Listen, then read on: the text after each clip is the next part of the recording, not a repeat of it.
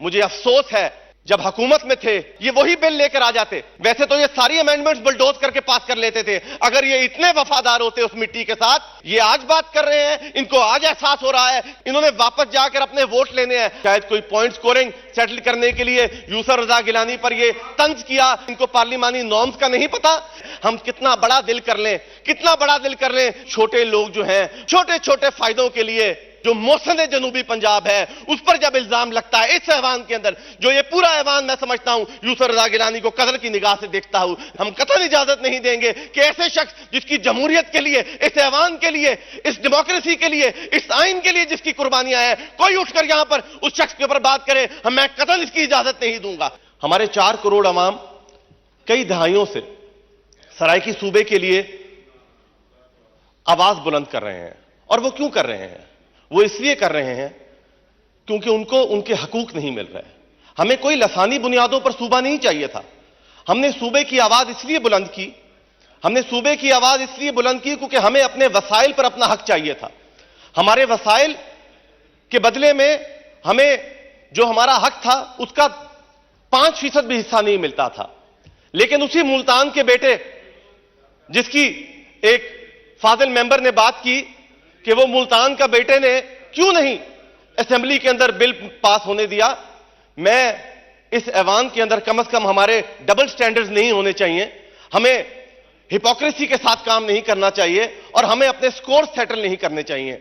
वही मुल्तान का बेटा यूसुफ रजा गिलानी जब तक वजीर आजम पाकिस्तान रहा, पाकिस्तान पीपल्स पार्टी की हुकूमत में मुल्तान और जनूबी पंजाब को वो हक भी मिला जो जुल्फकार अली भुट्टो ने जिसका वादा किया था। जिस पुल का, चाहे वो चाचड़ा शरीफ का पुल हो, चाहे वो हेड मोहम्मद वाले का पुल हो, अगर जुल्फकार अली भुट्टो ने 1971 में उसका वादा किया था तो यूसुफ रजा गिलानी ने 2008 में उसका वादा पूरा किया और मुल्तान और सराइकी सूबे की आवाज बुलंद की और उनके हकूक उनको दिए। हमारे एनएफसी के अंदर 33% हक जनूबी पंजाब का था और हर बजट में हर साल जितना अरसा यूसुफ रजा गिलानी वजीर आज़म रहे, 33% का 33% हिस्सा मुल्तान में और जनूबी पंजाब में खर्च हुआ।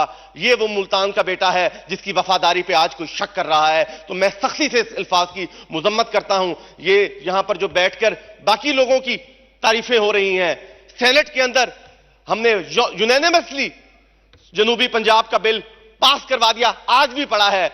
मुझे अफसोस है कि ये जब हुकूमत में थे 2018 में ये वही बिल लेकर आ जाते। वैसे तो ये सारे बिल पास कर लेते थे, वैसे तो ये सारी अमेंडमेंट्स बुलडोज करके पास कर लेते थे। अगर ये इतने वफादार होते उस मिट्टी के साथ, उस धरती के साथ, तो ये तकरीर आज ना कर रहे होते। ये 2018 में जब मेंबर बनकर आए थे, इनको चाहिए था कि ये तब तकरीर करते और तब जनूबी पंजाब की बात करते। ये आज बात कर रहे हैं, इनको आज एहसास हो रहा है क्योंकि इनको वापस जाना है, इन्होंने वापस जाकर अपने वोट लेने हैं। हमारा दुख ये है, हमें अफसोस इस चीज का है कि कभी सराइकी पार्टी बन जाती है और हम सराइकी लोगों को ये लॉलीपॉप देकर यहां पर आ जाते हैं कि हम तुम्हारा सूबा बनाएंगे और यहां पर बस मीठी मीठी बातें करके, तकरीरें कर उनको लॉलीपॉप देकर हम खुश कर देते हैं और प्रैक्टिकली कुछ नहीं करते। अगर प्रैक्टिकली सराइकी सूबे के लिए, जनूबी पंजाब सूबे के लिए अगर किसी ने कुछ किया है तो वो पाकिस्तान पीपल्स पार्टी की हुकूमत थी। वो यूसुफ रजा गिलानी साहब जब वजीर आजम थे तब वो अमली तौर पर बनाया गया, तब वो कमेटी बनी गई, तब उसका बिल ले किया गया, तब पार्लियामान ने उसका बिल दिया और तभी वो सेनेट में गया और आज भी वो सेनेट में मौजूद है। लेकर आए उस बिल को। मैं यहां पर तमाम मेंबरान को कहता हूं कि आए, हमने ये कहते हैं कि वो बिल पार्लियामान में क्यों नहीं पास हुआ। हमारे पास 2/3 अक्सरियत नहीं थी। 2/3 अक्सरियत होती तो वो कब का पास हो चुका होता।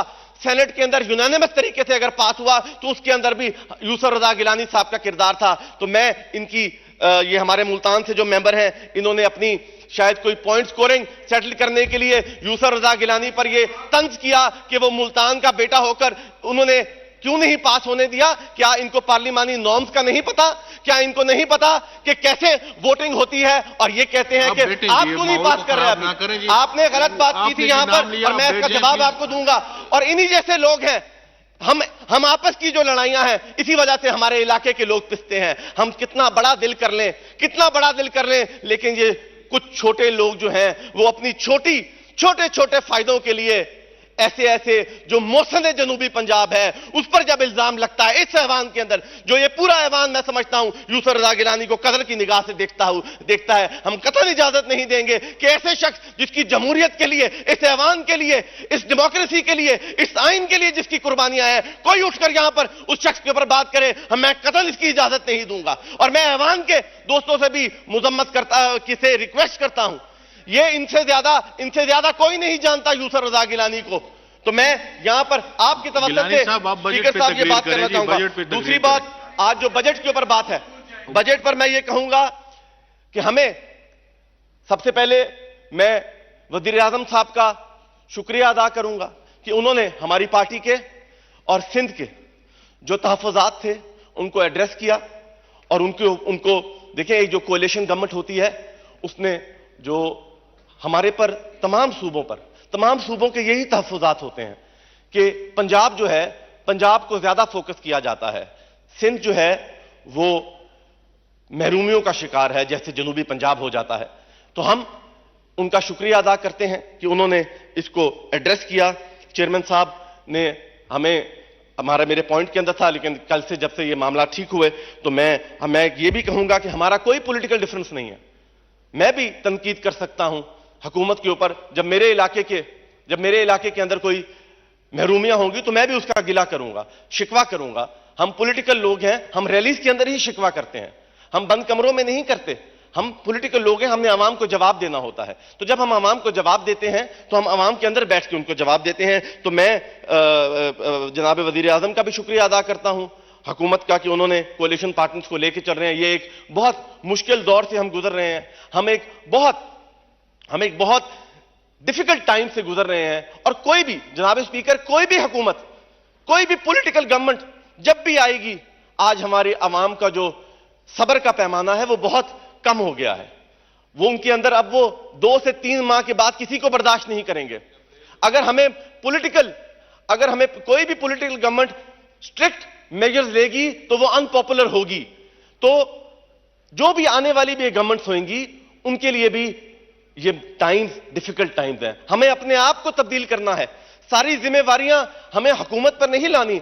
अवाम जो है, जैसे हम बाहर के मुल्कों की मिसाल देते हैं, वहां पर जो अवाम है उसमें 90% अवाम जो है वो रूल ऑफ लॉ, और वो खुद, हम ऑस्टेरिटी ड्राइव करते हैं। हमें एज सिटीजन्स ऑफ पाकिस्तान ये तबलीग करनी चाहिए सिटीजन्स को, अपने वोटर्स को, इस अवाम को, कि हम अपना लाइफस्टाइल चेंज कर लें, ताकि हम कुछ अरसे के लिए हमें अपना लाइफस्टाइल चेंज करना होगा, ताकि हम पाकिस्तान को मजबूती से खड़ा कर सकें, हम पाकिस्तान को मजबूत कर सकें। आज जो हम जियोपॉलिटिकल इस लड़ाई के अंदर फंस चुके हैं, पाकिस्तान की कोई साइड नहीं होनी चाहिए, पाकिस्तान की सब साइड्स होनी चाहिए। हमारे ताल्लुकात चाइना के साथ भी अच्छे होने चाहिए, हमारे ताल्लुकात रशिया के साथ भी अच्छे होने चाहिए, हमारे ताल्लुकात अमेरिका के साथ भी अच्छे होने चाहिए। हमने तो किसी का कुछ नहीं बिगाड़ा, हमने तो हर किसी को, हमारी जो जियो पॉलिटिकल हम जिस जगह पर जियोग्राफी के अंदर इस दुनिया के नक्शे के ऊपर है, हमें सबके साथ एक बराबरी की सतह पर हमारे ताल्लुकात होने चाहिए। और मैं अफसोस के साथ कहता हूं कि यही जो पिछली हुकूमत थी, उन्होंने हमारी यही छोटी छोटी सियासत चमकाने के लिए, हम कभी अमेरिका को गालियां देते थे, कभी रशिया को गालियां देते थे, कभी चाइना का सीपैक बंद कर देते थे,